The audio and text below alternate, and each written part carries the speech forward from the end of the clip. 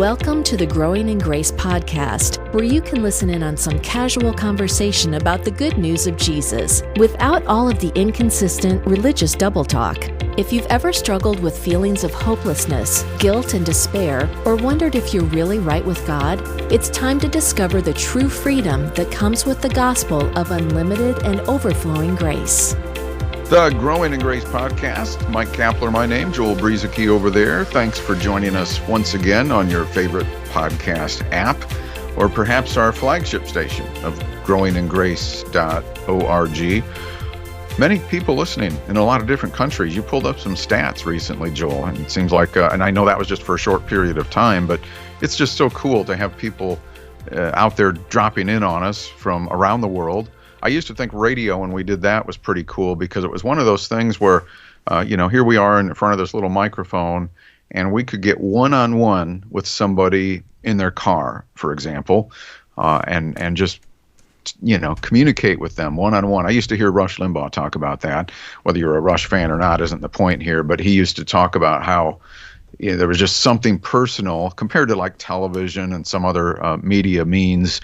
There was this personal way of being able to interact one-on-one with people, and it's a very unique thing for those who have been able to do that type of broadcasting. Yeah, that is, and I was looking up stats because I don't do that all that often, but we're on Spotify, we're on obviously we're on YouTube, which is interesting to me that we get a lot of listeners on YouTube. We don't post an actual like video of us talking. It's just the sound. It's the audio from us talking with a picture, of the Growing in Grace logo behind it. So we do Spotify, YouTube, like Google Podcasts, Apple Podcasts, and I get this email toward the end of the year from these various things, with a year-end wrap-up or whatever.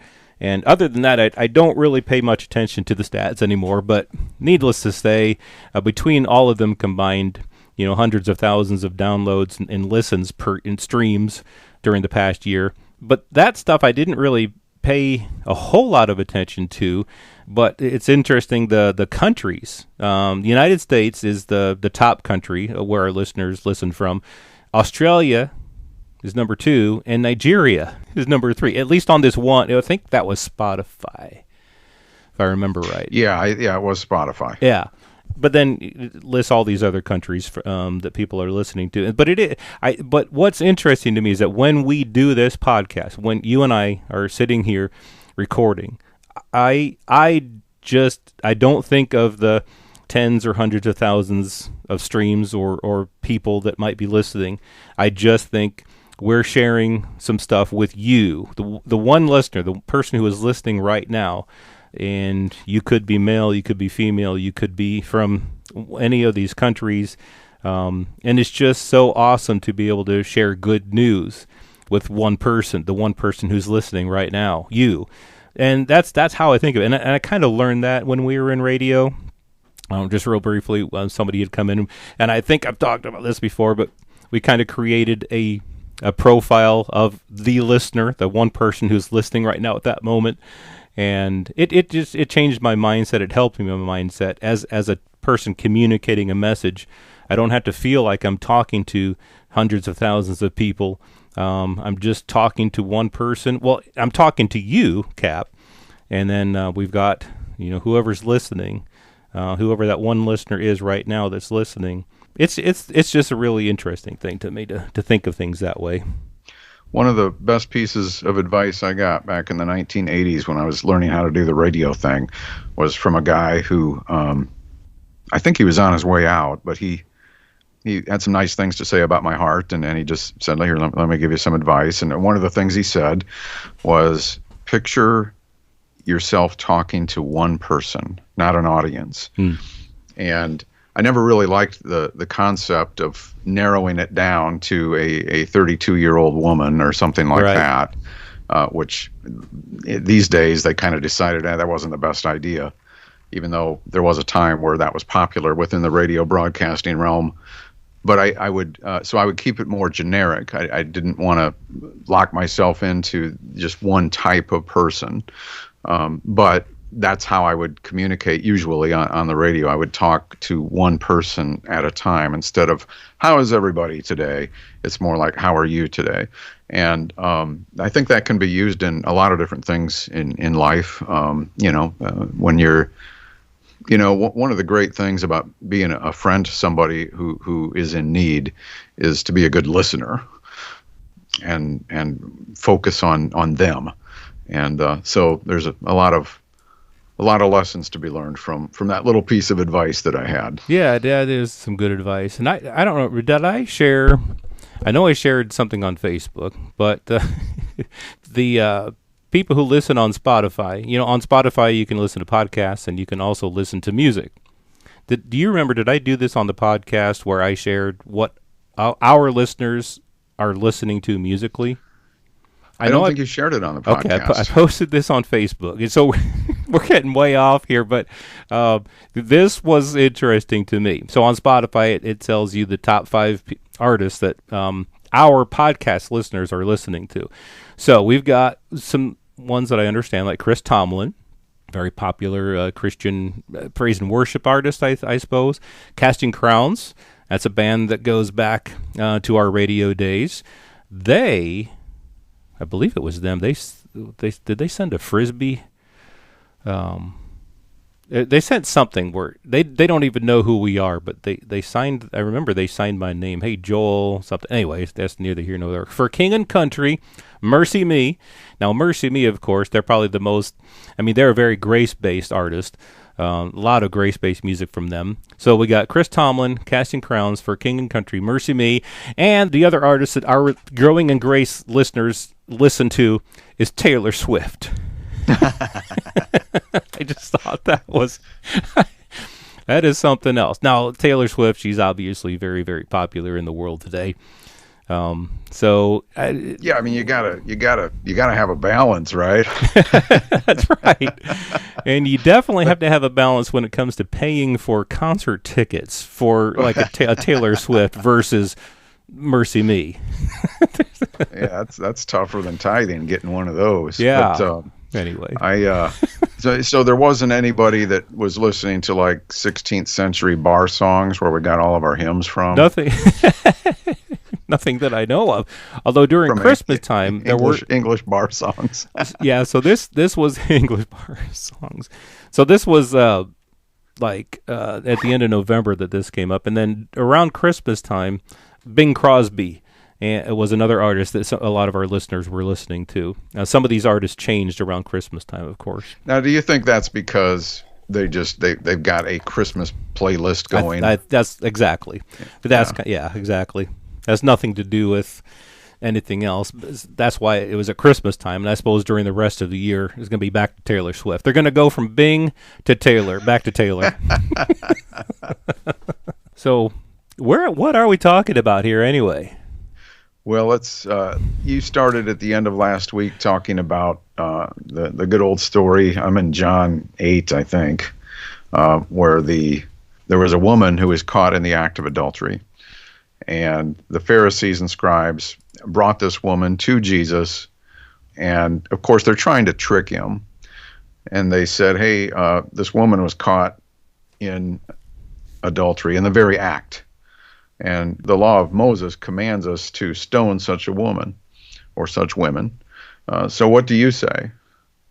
So they're trying to, because you see, if they could just get Jesus saying something negative or against the law of Moses, if they could just do that, that's punishable by death. They could finally wipe this guy out and get rid of him. And you might recall back at the time when Jesus was arrested before the cross that they brought in false witnesses who said that Jesus said things against the law, but he never really did. Mm-hmm. And he didn't hear either. Some people think that Jesus went against the law here, but it was such a masterful way of communicating something to his audience, including those who were holding stones and the woman who was sitting there. Such a masterful way of communicating something without diminishing what the law said. Because last week, we were talking about, you were on a website, and maybe there's a bunch of them out there, where they list over 1,000 1,050, I think you said, 1,050 New Testament commands that are required, or you'll suffer the consequences.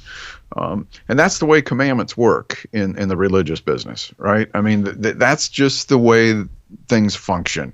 But it functions very differently from one religious brand to the next, whether you're, even within the realm of Christianity, whether you're Baptist or Methodist or Lutheran or Presbyterian, whatever it is, everybody has a different idea of what's being commanded, first of all, what it means if you don't follow the command. Boy, that varies a lot. I mean, what are the consequences if you don't follow the command, whatever it is, or the commands?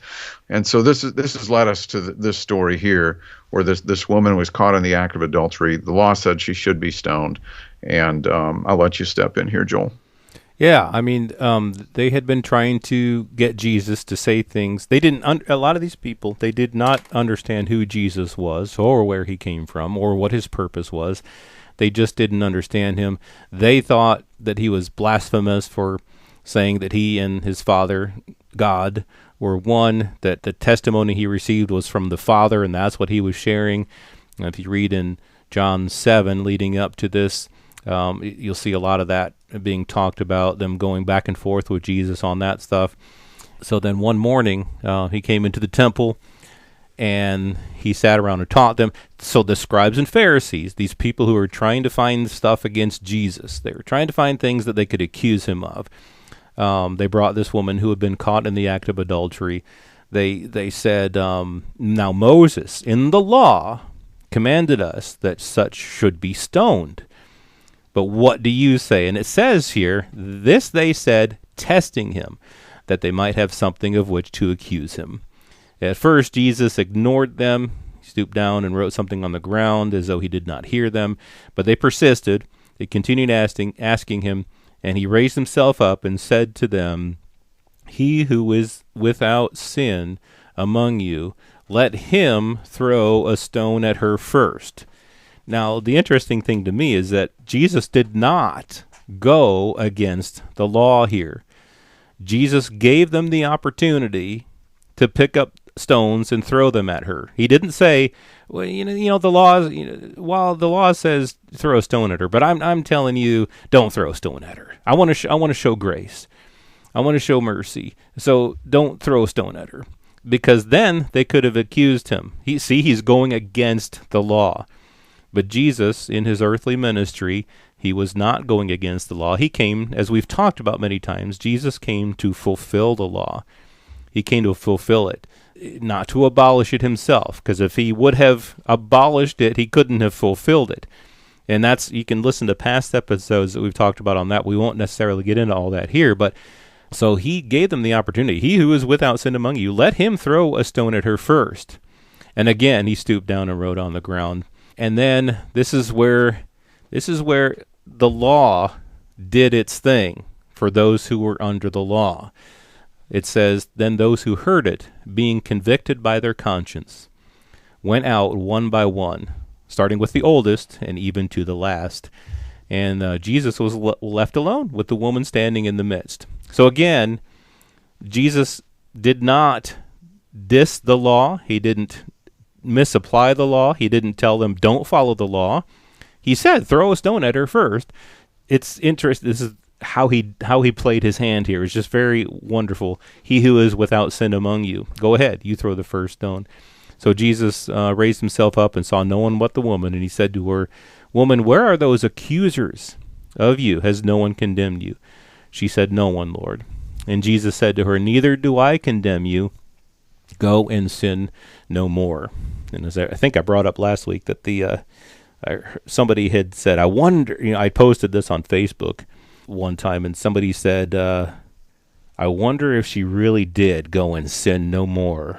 and I'm thinking, I doubt that that's true, because this is not a commandment that the woman must follow, or else everything that just happened was going to be wiped out and negated.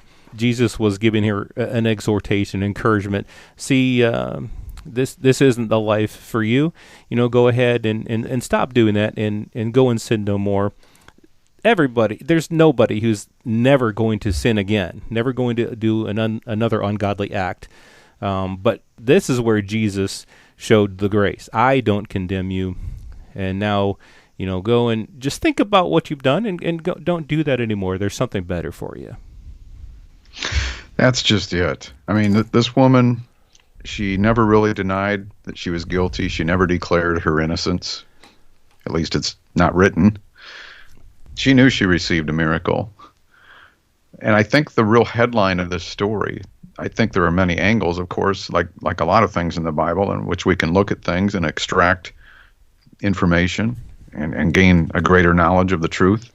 But to me, the headline here is the hypocrites were exposed. Exactly. Not only that she ended up not getting killed, even though the law called for it, the hypocrites dropped their rocks. I mean, in theory, even after what Jesus said, let him who is without sin cast the first stone, in theory, because the law did approve of this execution, somebody could have started throwing the rock based on what the law said. Mm-hmm.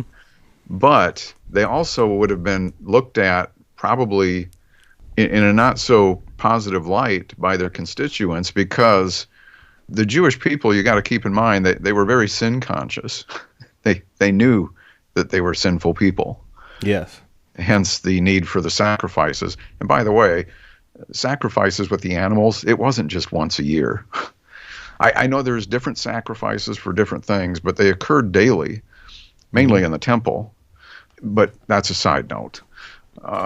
These were people who were very, very well aware of their sinfulness and the need for constant forgiveness and the shedding of blood and all of that through the animal sacrifices, that whole sacrificial system through the law. So for somebody to throw a rock, even though the law said they could, based on what Jesus just said, they would have implied that, well, I'm sinless. And that would not have gone over well with the other Jewish people who were there, whether they were holding rocks or not. And so it was just such a masterful thing that what occurred here, because these people were exposed for their hypocrisy in demanding certain things from other people that they themselves didn't follow, didn't keep. I mean, in other words, you are just as guilty as this woman, is what Jesus was saying. So do you really want to kill her? Because if you're going to do it to her, you're in the same basket. You're in the same category. So it was just it was kind of a remarkable thing where Jesus didn't go against the law, but still shined a new covenant flashlight on their hypocrisy, kind of exposed it. You ever watch one of those TV shows where they get out one of those blue lights that shows blood even after it's been cleaned up? Oh, yeah. Right. And so Jesus exposed that. And it was just such a wonderful thing. But you make a great point, though. People think Jesus commanded her not to sin again. And I think that's misunderstood, too. That's misinterpreted. Of course you want to avoid sin. Sin isn't good. And Jesus pointed that out to this woman. It will benefit you not to do this anymore, I think is the message. But if she were to go on from that point forward and never sin, that would have broken new records. Right. I'm sure it would. Wow, she never sinned again. I mean, if you think about that, that is crazy talk. I mean, to think that a person can live the whole entire rest of their life without ever doing anything ungodly again. Well, and I think, Joel, sometimes we try to take things that, for example, in this case, that Jesus said, we try to take it literally and at face value, and then we don't really stop to think about anything after that. Well, I mean, really? I mean, obviously the woman didn't never commit another sin again. Right. And so to wrap up here, just one thing to your point about it exposing the hypocrisy of those Pharisees and scribes and those people who, probably otherwise thought that they were better. They thought they deemed themselves as commandment keepers. Right. And so Jesus used the law for the very purpose that the law had come, and he used it, like you said, masterfully. Romans 3:19, now we know that whatever the law says, it says to those who are under the law, that every mouth may be shut, and the world become guilty before God. He shut their mouths. These self-righteous people who thought of themselves as the law keepers, the ones who were the great law keepers, and who boasted in them, and they were trying to get Jesus they were trying to catch him in saying something against the law. They, in their self-righteousness, their self-righteous mouths were shut by the words of Jesus as he used the law in such a wonderful and masterful way. And that was really what the purpose of the law, that's why it came, was to shut the mouths of those who were under it and show them their self-righteous hypocrisy. This has been Growing in Grace with Mike Kapler and Joel Brueseke, heard online through various internet sources around the world each week. Access past programs by visiting growingingrace.org. Share it with a friend and listen again next week for more Growing in Grace.